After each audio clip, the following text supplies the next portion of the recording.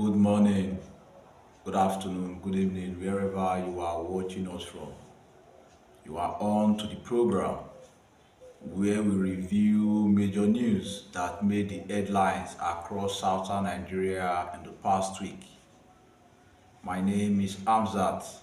And I'm Louis, and today, stay tuned as we give you the news review. Hamzat, during the week, INEC just made an announcement on the registration of two new political parties. What's your take on this?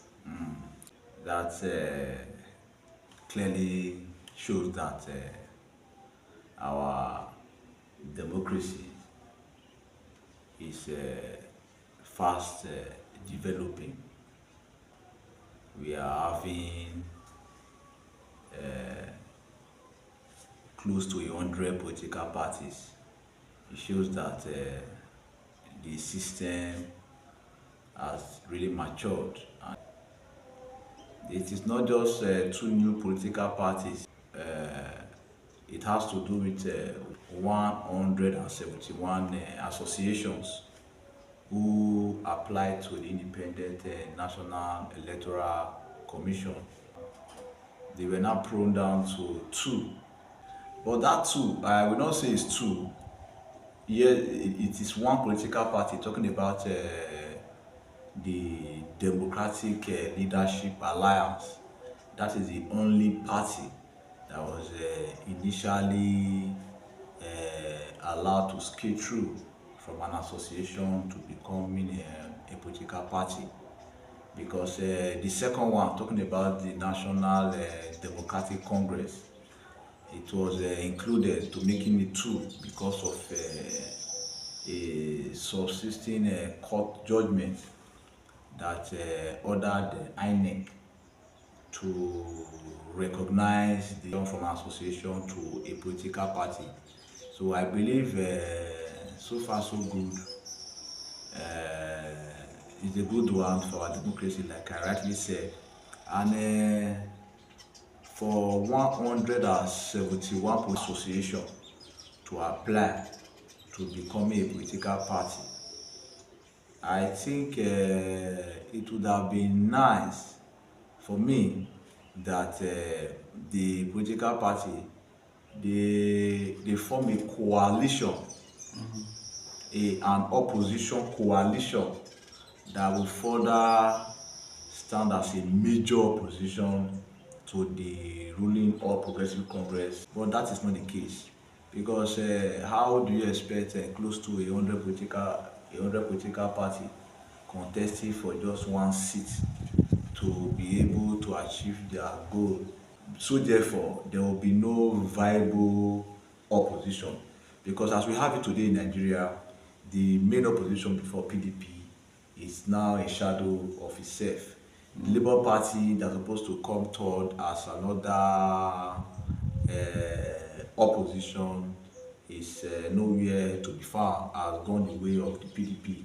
Majority of these political actors from these two main opposition parties are now those that have formed the what they call the ADC, that are now the opposition. But however, we will say INEC registering two associations to become a political party, like I said before, I said it's a good one for our democracy. As time goes on, we look forward to seeing more associations upgrading to becoming a political party. But like I said before, we need a viable opposition, and it is only these associations that are now becoming political party. It's only when they come together or when they know where their role as an opposition. I think that is when we can really put the ruling party on their toes. But as it stands now, every association wants to become political party to vie for political position, and I think it's a good one because democracy allows for that. In Nigeria, just like you said, these political parties are supposed to have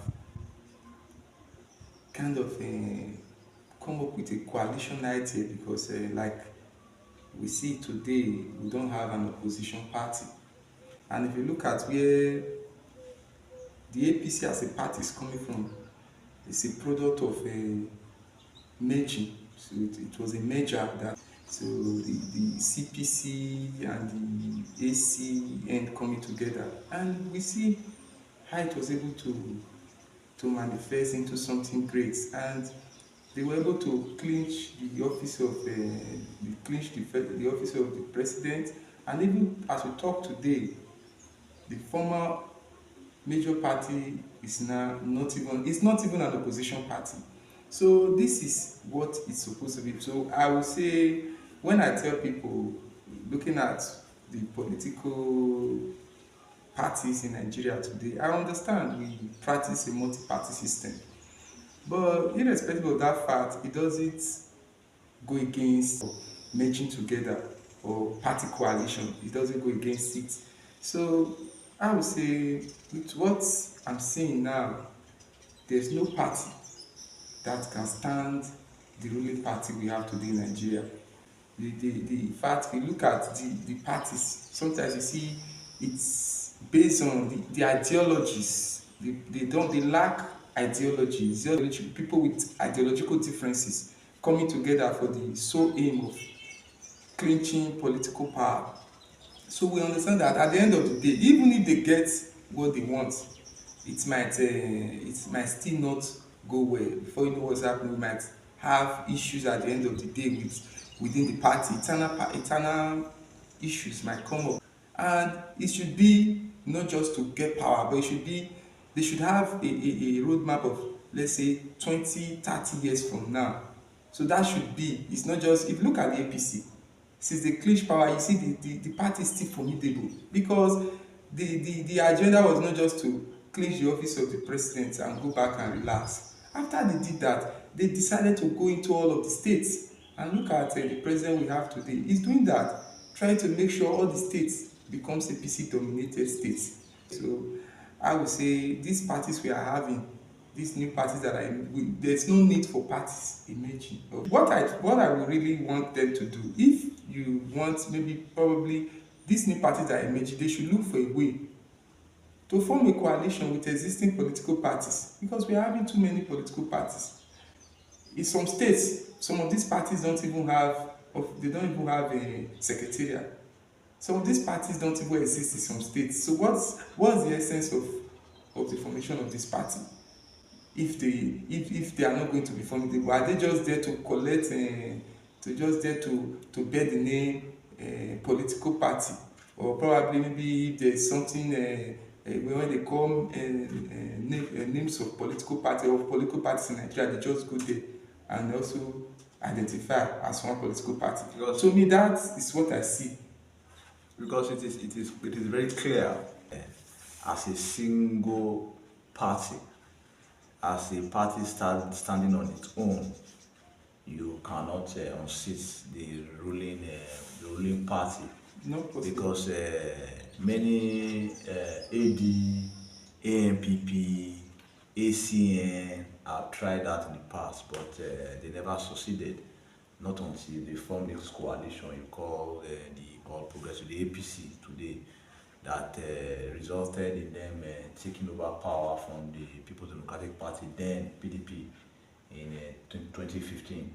And I believe the associations that are becoming political parties today are not learning their lessons.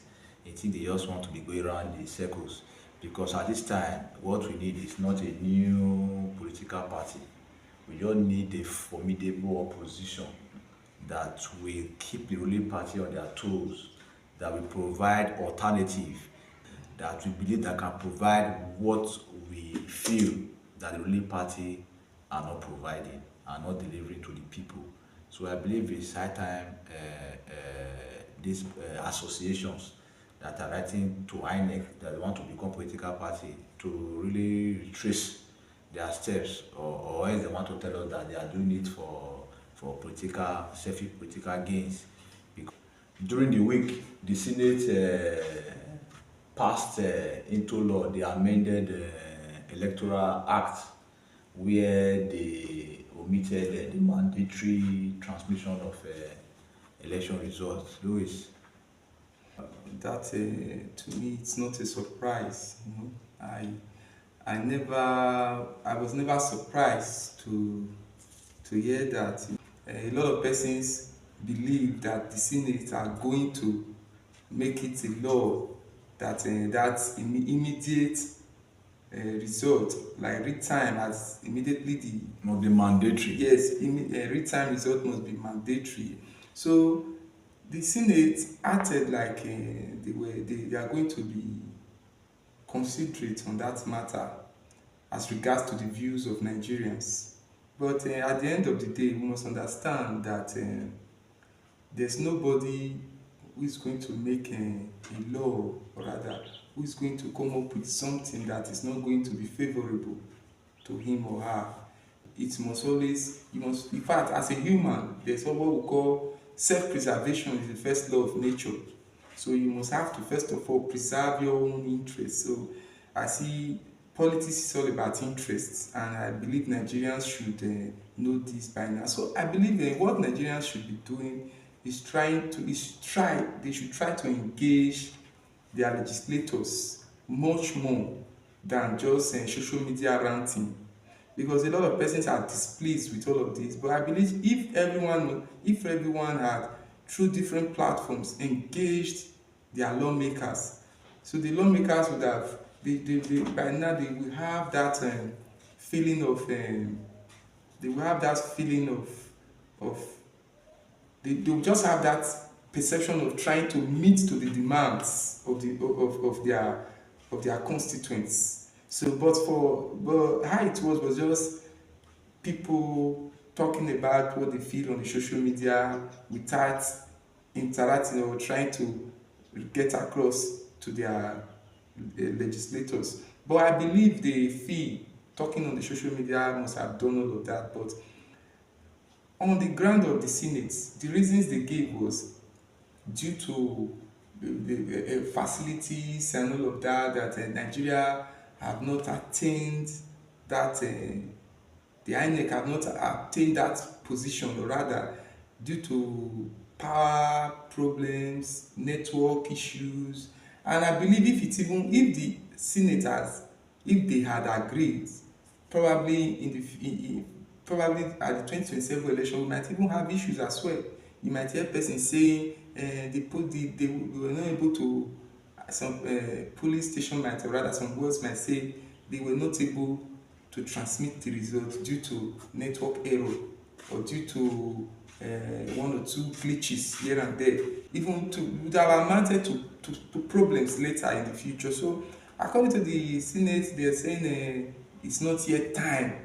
Maybe as time goes on, Nigerians the INEC will be mature to carry out such a program. What I'm after, anyways, free, fair, credible elections. But this would have also helped to ensure the elections are free, fair, and credible. But I don't know without this how it's going to be.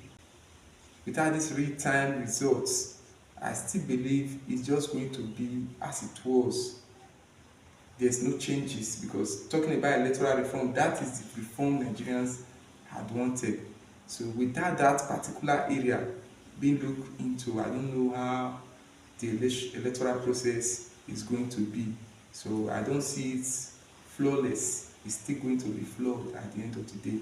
So Yeah, what you rightly said, but let me take it from the angle of the people engaging their lawmakers, engaging their reps, right from the state house of assembly to the federal, talking about the House of Representatives and the Senate. It is important we engage them even before they get to this stage. I mean, getting to the stage where they pass bill, they attend to bills, because 2023 was how many years ago? Was about 3 years ago. So after the 2023, we expected that every constituent, every Nigerian will go back to their various constituencies to engage their lawmakers, so that as regards the electoral reform, and regard the 2027 Nigerian election as is coming, so that whatever changes, whatever amendment they want to be effected in the electoral 2022 will be effected, not after we go to the stage of passing the bill or even the bill coming to the floor for debate. Then it's as if we are leaving the lawmakers to come up with whatever amendment or whatever input they want to input in our laws or omit in our laws. We will allow them to have such leverage for too long. And after they've done that, that is when we come up on social media to rant. I think it's high time, even if we want to take advantage of social media, but it's still important that we still do behind social media to correct order, to really play our role as a responsible citizens. Because the decision by the Senate to reject this mandatory transmission of results is as a result of the irresponsibility of citizens. Because over time, many of us as citizens, we are not really concerned about these things, not until it gets to the final point. That is when we now begin to raise voice, begin to cry, to say no, we don't want this, we don't want that. So the amended version of the electoral act that be passed is awaiting the president assent. If the president will tell them to take it back or lobby the Senate, that is what we don't really know if that will happen. Because I'm bringing that up because I believe the people's voice, the people should come first. I think that would have been corrected before now, like you rightly said, because they cannot tell us network or one or two challenges. Because from 2023, like I highlighted before, China is 03 years. 2 years, 1 year is enough to correct that. If really these lawmakers were responsible, really mean well for a free, fair, credible election. Because as it stands, it's more or less like they want to serve their interest. Because you still want to give INEC the power of discretion. But there is still a clause that empowers INEC to use their discretion when it comes to voting, the voting process. And in doing so, they say politicians, you see them trying to influence this discretion by INEC official. That's where you see some results, the way they announce the results at the polling unit. That is not what the exact number they will announce at the collation center. And if I may ask, where is this result passing? Who is taking this? Who is transmitting these results from the voting center to the collation center? They are still this same INEC officials. So you see, these politicians still want to exploit that because technology, it will be very difficult for you to manipulate. But you see that human, you very easy for you to compromise. So I think that is where they are still, if you look at it, that is the angle they want to come from, to only create an avenue so that if their plan A is not working for them, their plan B should work for them. I think that is not what we want at this time when it comes to voting and the voting process in Nigeria. What we really need is a smooth process, a process whereby people can vote and go home. They will not need to vote and wait to defend their vote. But if by the time they know if they vote, their vote will count, there will be no need to say vote, wait to defend your vote.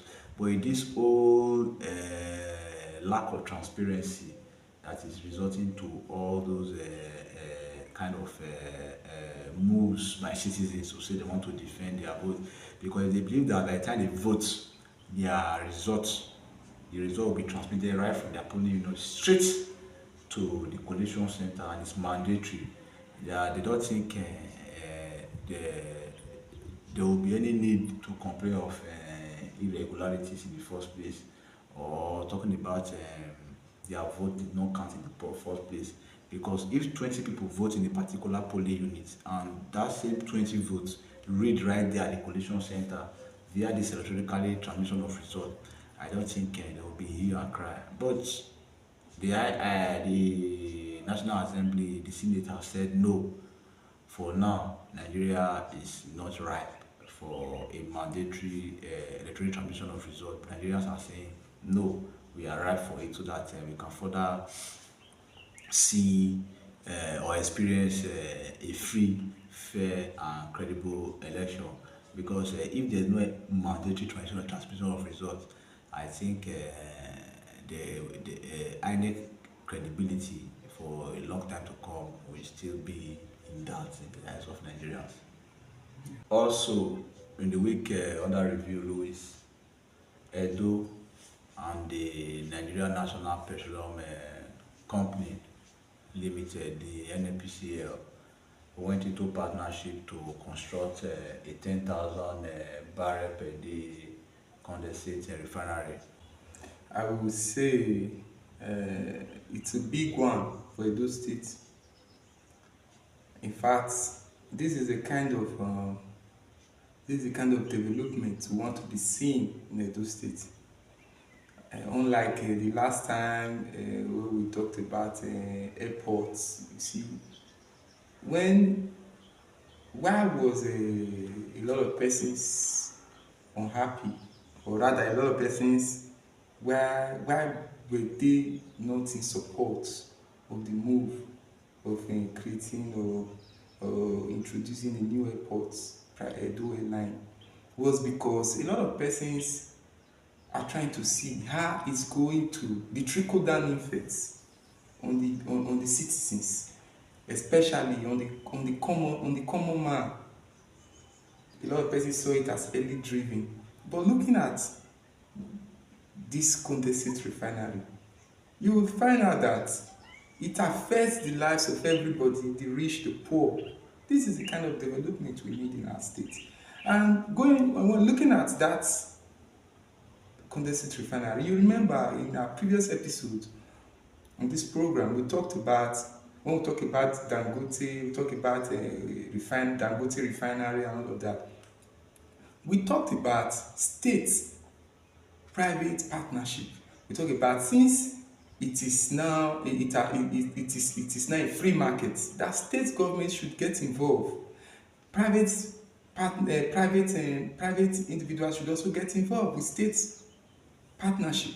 And today, Edo State Governor, the person of His Excellency Senator Monday Okpebholo, has taken that mantle, because from the reports it talked about loading 20 truckloads of fuel, while 10 truckloads of diesel. Now imagine all of this, meaning Edo State is going to be having petroleum in abundance, and the price is going to the price, that means we are going to have a reduction in the price of petroleum, a reduction in the price of diesel.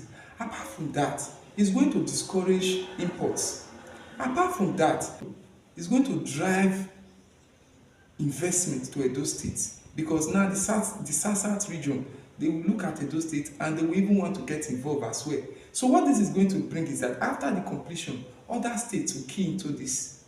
And once that is done, imagine if all the states in the South key into this program. Do you know what that means for Nigeria? It means even all of the southern states will have abundance of petrol, and the price is going to come down drastically. The impact is going to be very, very great. It's going to be phenomenal, if I must say so. And apart from that, it's going to create jobs. It's going to create different source of income for the citizens, because a lot of persons from the creation stage to even when it starts to function, citizens will be employed. They will work in this condensate refinery. And apart from that, this condensate refinery can produce petroleum, can produce diesel, it can produce naphtha, which can be used for chemicals for industry. It can also produce LPG. So it's a very good one, and the state have made it clear that they are going to provide security, they are going to provide logistics that are needed, and they are going to even provide CFO, certificate of occupancy. So it's a very good partnership. So like I said, this is the kind of development we want in our state. In fact, I say I commend the governor for doing this. So because anything that is going to bring development to the state is what we key into. Considering this condensate refinery, the time for building this condensate refinery, it's not complex. Unlike the crude oil refinery, it's not complex. Within 2 to 3 years, it will be set. Once it starts, it will be fully operational. So it's a good one. So once Edo State starts this, I know it's going to be a turning point for all the southern states. And once this project kickstarts, I know it's going to give Edo State a new outlook and going to bring us to the limelight as a state. Yeah, 10,000 barrel per day condensate refinery right here, about to kick off in Edo. I think it's a welcome development. Yeah, if you recall, this was what we'll be talking about here, especially when we were talking about in our past episode. I recall we talked about the reduction of fuel price by Dangote refinery, and we talked about the need for states to key into owning refineries, not just Dangote, so that we can further have reduction in the price of petroleum products, especially PMS, premium motor spirit, known as petrol and diesel. But I think that is coming into fusion now, because like Edo State, they are listening, and they decide to go into partnership with the NNPCL. And if you recall, that is not the first time we are talking about a modular refinery like this condensate refinery that's about to kick off right in Edo. Remember during the past administration, they set up one right there at Olugbo, still in Ipobaha, but we don't really know how that project has so far fared. But back to the one we are talking about now, the one Ubewulu and the NNPC are about to set up. I think it's a welcome development, like I rightly said, because sure, it's going to create jobs. It's going to open up the state and even put the state in what we call the industrial map, and boost the state IGRO, and open the state for more business opportunities, because this is what we always talk about for state government. The state government to create an enabling environment so that there will be such investment that will further create jobs for the teeming unemployed right here in Edo State. I said it's a commendable one. It's a commendable one. But the state government led by Monday Ubewulu should go further to ensure this project or this partnership with the NPCL is transparent, and it should go beyond just announcing the partnership. I think they should make every information available, because there are some Edo people that want to come and ask questions as to how about the partnership, what is in this partnership, who is to benefit in this partnership. Because if you recall, this current administration is currently probing, currently investigating how the immediate past administration went about with the partnership, with the agreement they entered into with one private firm or the other, or one institution or the other. So I think if this current government can do that, it is high time they start to open up their books for Edo people to know whatever partnership they are entering into with whichever organization, whichever institution. Because as it stands, it's not enough to say, oh, congratulations, oh, this is a commendable feat for a state government to bring this investment to the state, to attract this to the state, to go into this partnership, to go into this MOU with this or that.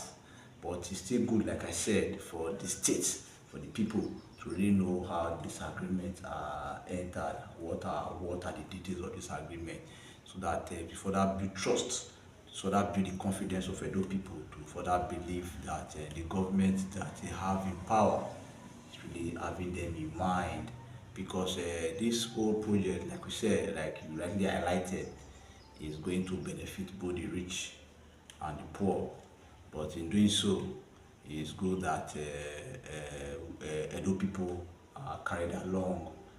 Remember the locations where this condensate refinery is going to be Yes, located. you talk about Oredo, we already have one right there in Igbobaha. Yeah. Okay, Oredo and Orionwo. Local And government. wherever that this facility has sited, we sure know that if it's a rural area, that place will open up.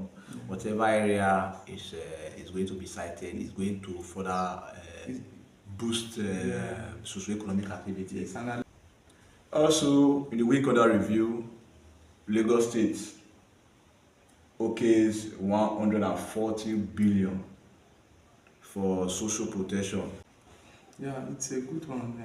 At least you see when states, or rather when governments pay attention to the vulnerable, it's a plus. It's good because we talked about social inclusion in our previous discussions. So government should look at how that social inclusion should be brought to the fore.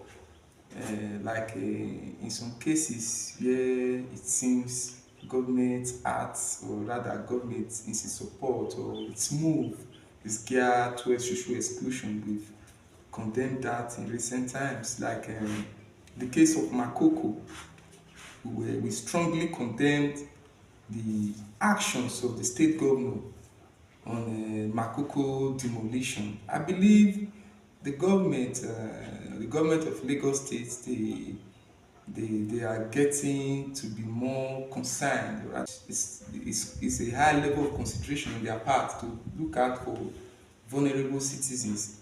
But that is what all government, or rather responsible government, should do in the first place. Even during the week, the permanent secretary for the Ministry of Budget and Planning, the person of Ms. Olayinka Ojo, stated that the government have decided to ensure social inclusion, and the government have decided to look out for vulnerables in the state. But I would say the government should not just make it look like budget on paper, or rather allocation on paper, or just on mere words. It should translate to the lives, in fact, impacting the lives of the people. Because if you look at what is going on in Nigeria today, youth restiveness, insecurity, is as a result of the negligence of government as regards to the welfare of citizens. Because when the people are empowered financially, when the people are empowered materially, they tend to face the issue, which is how they can make more money. Money will just be what they will be thinking about. They know if they go to work today, they are going to come home with something. Not just when they wake up, they are hopeless. So hopeless citizens will bring problems. So when citizens are having high hopes of making ends meet, they tend to be, the likelihood of a peaceful environment is 100.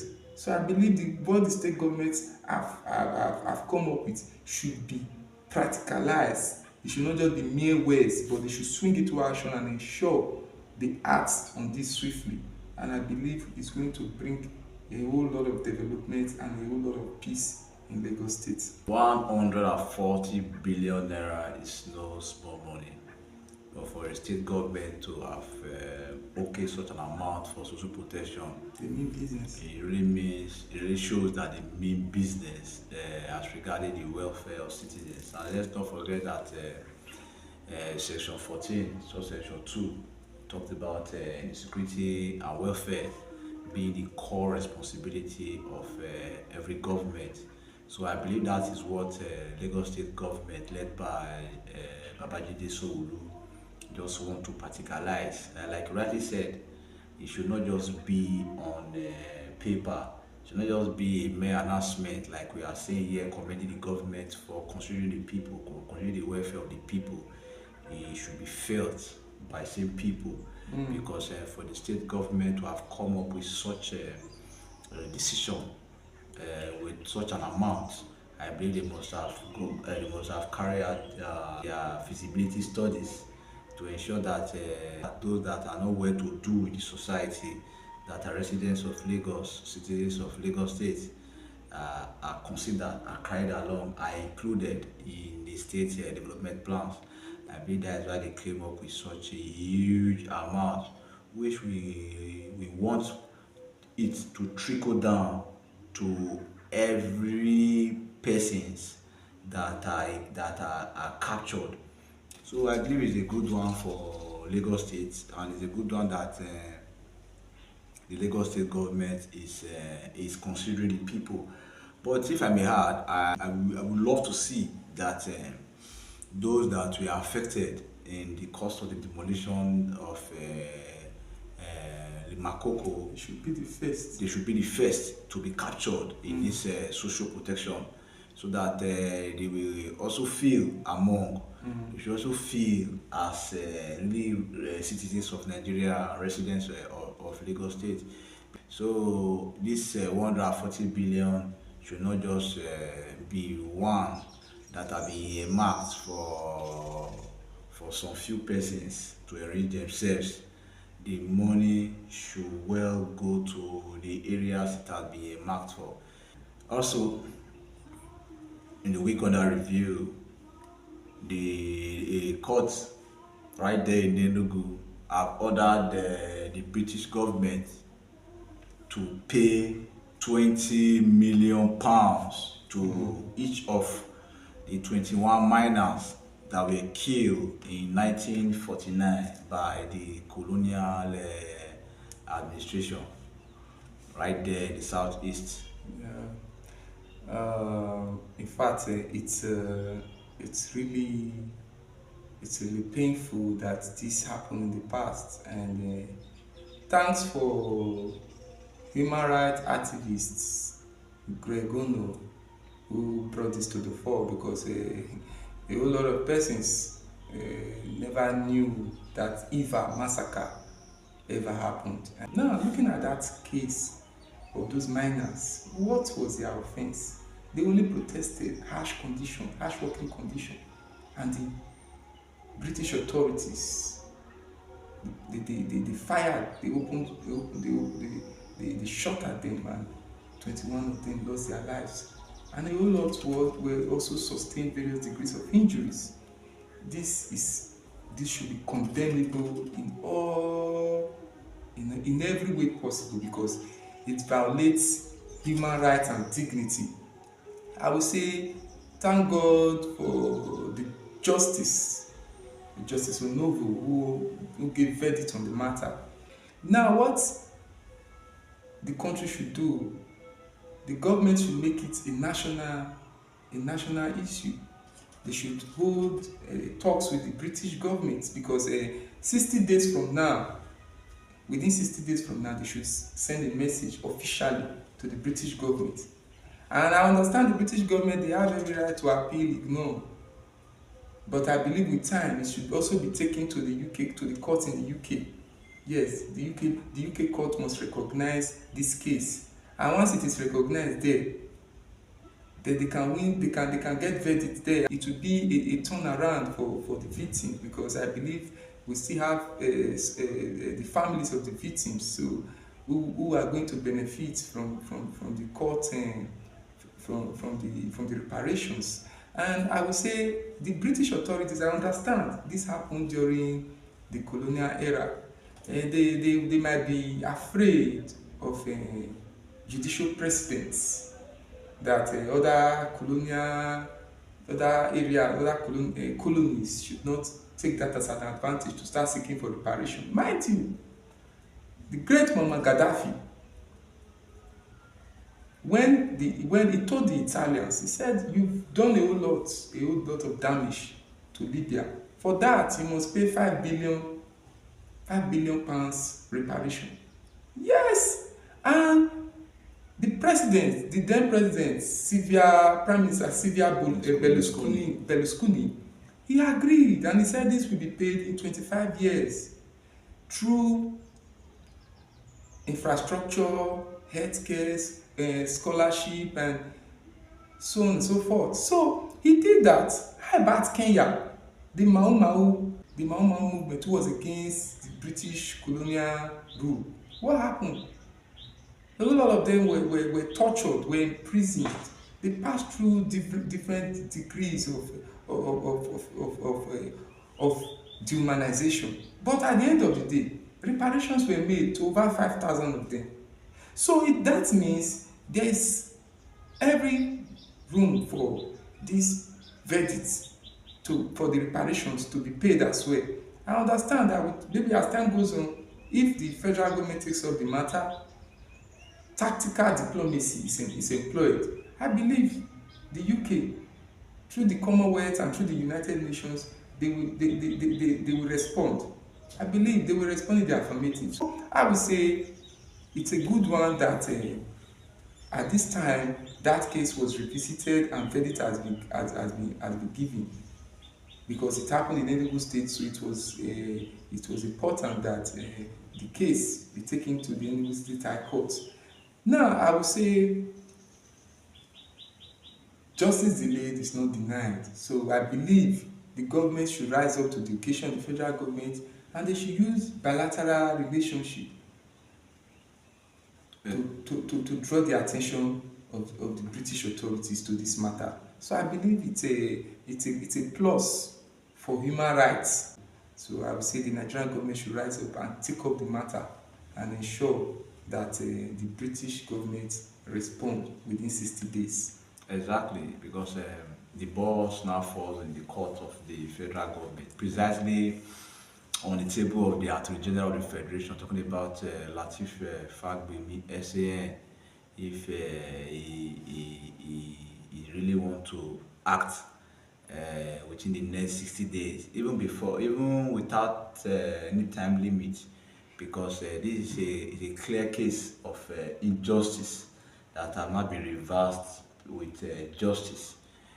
Like you said, it's a big victory for human rights, regardless of